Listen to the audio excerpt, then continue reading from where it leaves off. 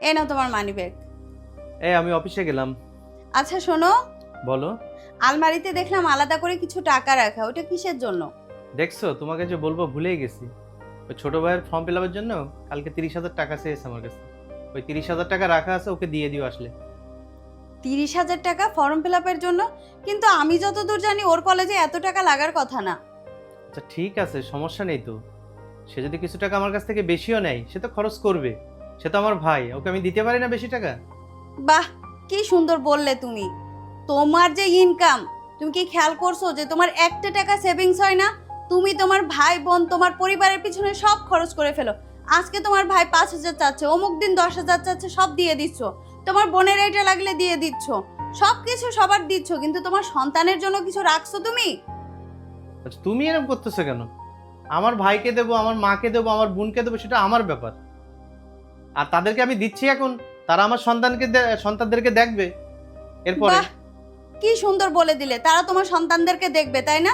তোমার এই অন্ধবিশ্বাস না একদিন ভাঙবে, সেদিন সময় থাকবে না, বুঝছো? তুমি না খুব হিংসামো করো। আমার ভাই মা বোনদেরকে দিলে খুব হিংসা হয় তোমার।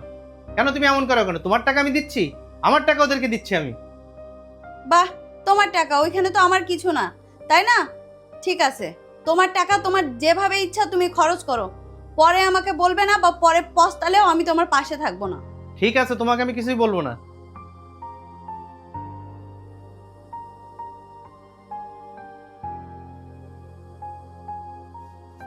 হ্যাঁ। তোমার অ্যাকাউন্টে 50,000 টাকা আছে, ওটা ট্রান্সফার করো তো। 50,000 টাকা ট্রান্সফার করবো, কিন্তু কেন?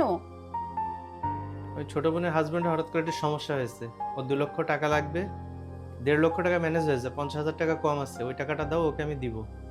তুমি না বললে ওই টাকায় হাত দিবা না, তাইলে হঠাৎ করে আবার এই টাকা নিচ্ছ কেন তুমি? আচ্ছা, এখন আমার ছোট বোনের হাজবেন্ডের সমস্যা হয়েছে, আমি দিব না তা কে দিবে?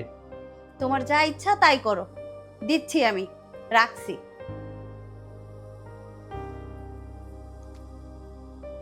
যা ইচ্ছা তাই করুক। আমি একটু বাইরে গেলাম। কোথায় যাচ্ছ তুমি এখন?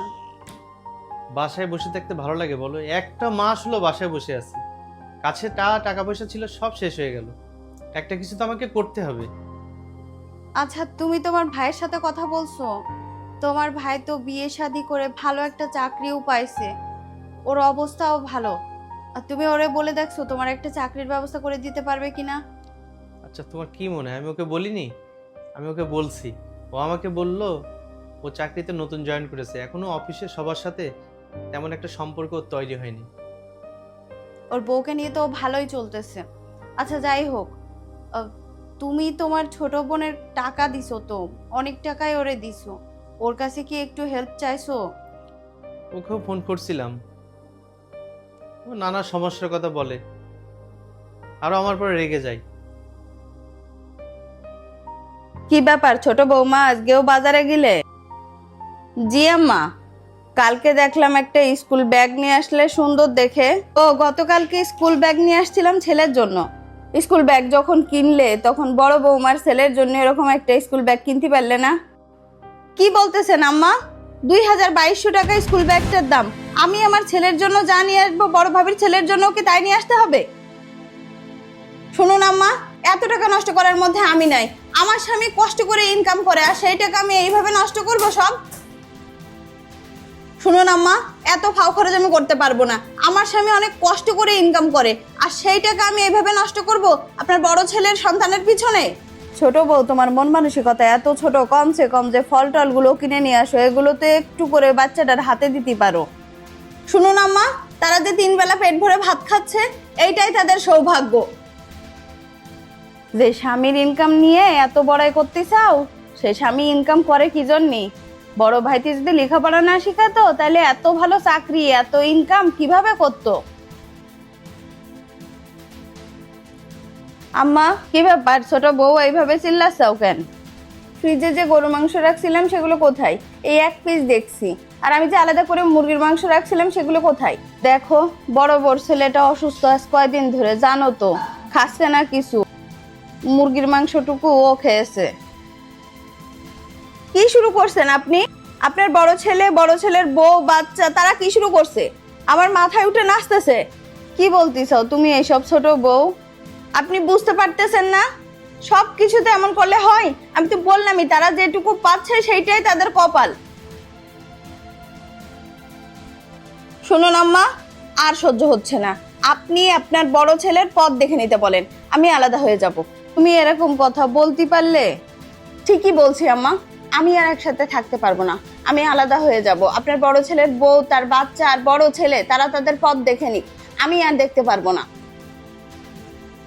আজ বড় ভাবির বাচ্চাটা নিয়ে হিংসামো করতেছো, তাদের নিয়ে হিংসামো করতেছাও। আর যদি এই বড় ভাই না থাকতো, তাহলে এই যে স্বামীর ইনকাম নিয়ে অহংকার করতেছাও, এইটা করতে পারতে না। দেখুন আম্মা, কি করছে কি না করছে সেসব বিয়ের আগের কথা, এখন আমার ওইসব দেখার সময় নেই। আমার ভবিষ্যৎ আমাকে ভাবতে হবে। ভুলটা আমিই করেছি। ওরে যদি এত কষ্ট না করতে দিতাম, ওরে যদি সঞ্চয় করতে বলতাম, তাইলে আজ এরকম হতো না।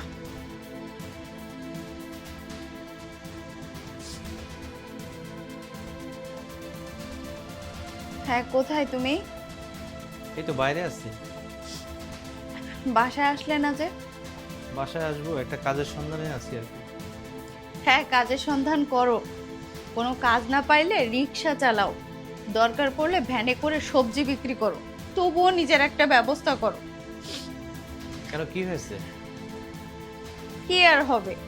তুমি বুঝতেছো না? তোমার ভাই দেখতেছে না? তোমার ভাই, তোমার বোন, তোমার সন্তানদের দেখতেছে না? 1 মাস দেখে তারা হাঁপিয়ে যাচ্ছে। তোর বউ সাফ সাফ বলে দিয়েছে তারা আর আমাদের সাথে একসাথে থাকবে না। আমাদের ব্যবস্থা আমাদের করে নিতে বলছে, তারা দেখতে পারবে না। কেন? খুব তো গর্ব করে বলতে তোমার ভাই বোন কখনো ফেলবে না, আর 1 মাসে তোমার ভাই বোন হাঁপিয়ে গেল।